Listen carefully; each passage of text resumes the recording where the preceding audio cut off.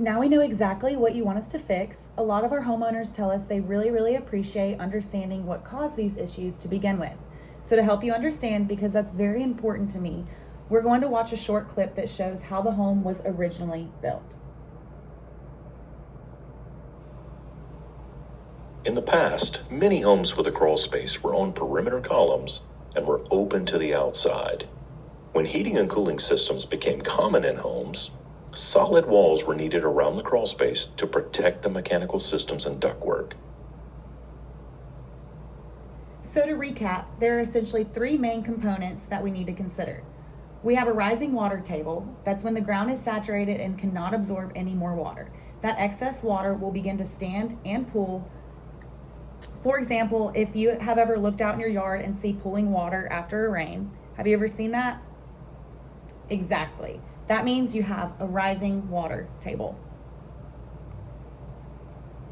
We just learned that water follows the path of least resistance, meaning it'll move downhill. If you said you've seen standing water in your yard, well, your crawl space is deeper than your yard. So where do you think you also have standing water? Yep, that's right, that crawl space. And unfortunately, because of that same dynamic, the water winds up trapped down in your crawl space, as you can see here.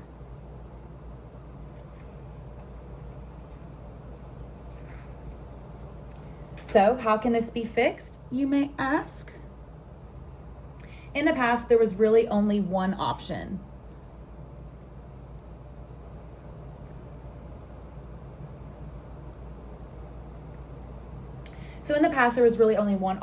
Exterior drainage.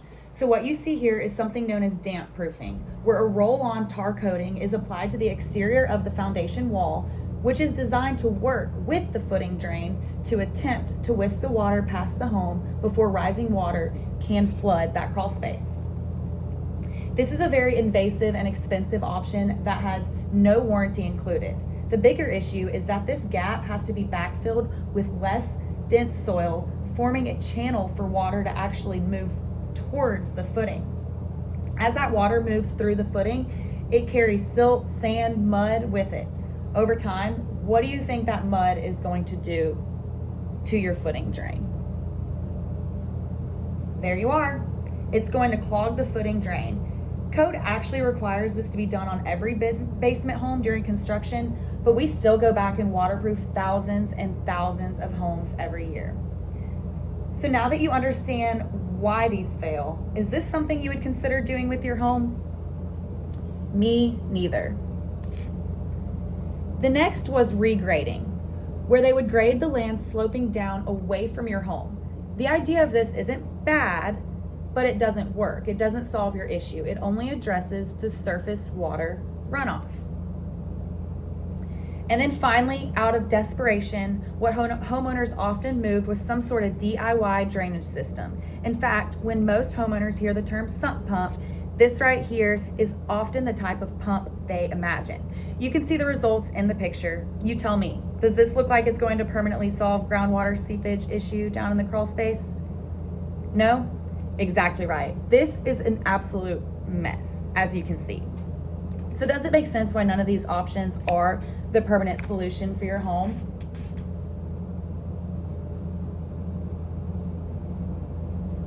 Great. So if we're going to talk about the things that don't work, we of course are going to talk about what will work. Our engineering department did a really good job of putting this short clip together. He speaks to this at a very high level. I'm going to let him review this first, then we'll take a deeper dive into what this is going to mean for us on your home. Does that sound good?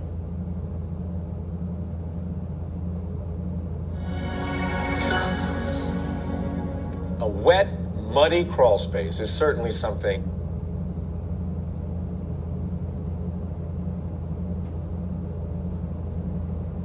What questions do you have for me so far? So what we're going to do is we're going to hand dig a trench around the entire perimeter of your home, as you can see here, inside the crawl space, which will act as a new lowest point of the crawl space. There is no way to automate this process, and to be pretty straightforward with you, this is one of the most labor-intensive processes that a human can perform. So now that false water table begins to rise during a storm, before it can flood our crawl space, it is captured by the AquaStop crawl drain system. Does that make sense?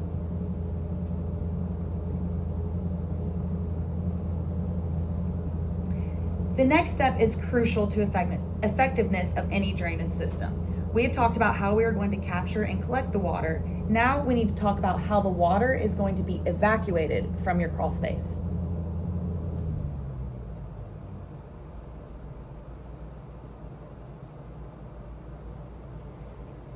So again, I'm going to have our engineering department speak to this first, then I'll help answer any questions you may have. Does that sound good?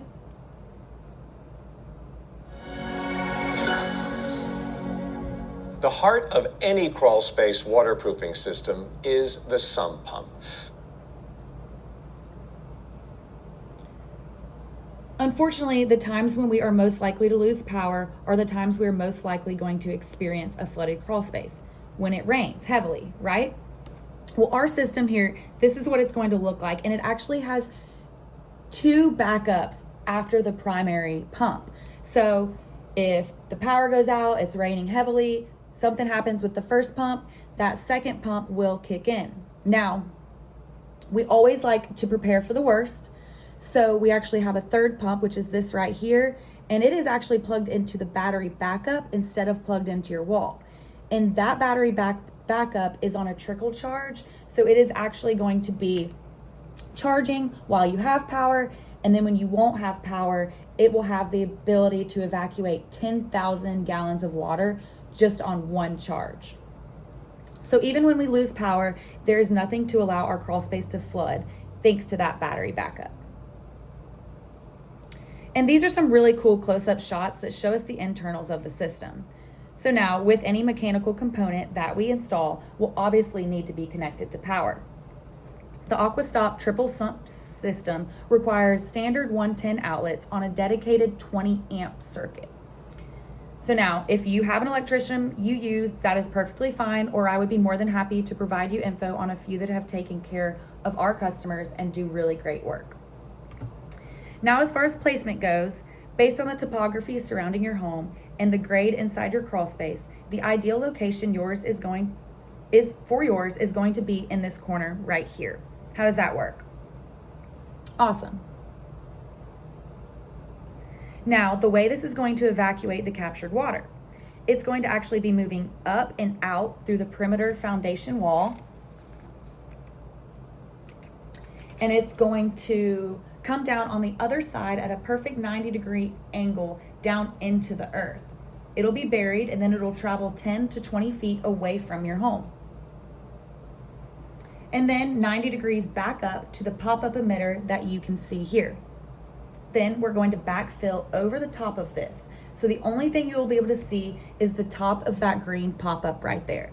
So there won't be any worries about tripping over it or hitting it with the lawnmower or anything like that. Now, depending on supply chain, you may either see a pop-up yard well like this here. The idea of both is the exact same. It's going to keep critters, animals, debris, whatever it may be, from being able to get inside the discharge system that would clog the system. Once finished, the only thing you will be able to see from the outside of your home is that pop-up. Pretty cool, right?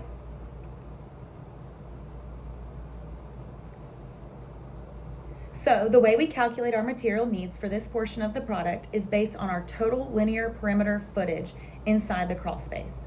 But before we move past this, what questions do you have for me? Awesome, I'm glad it makes sense. So now that we have controlled groundwater seepage in your crawl space, the next project you wanted me to look at was your driveway. I know you said you wanted to see about permanently stabilizing your concrete. So let's take a look.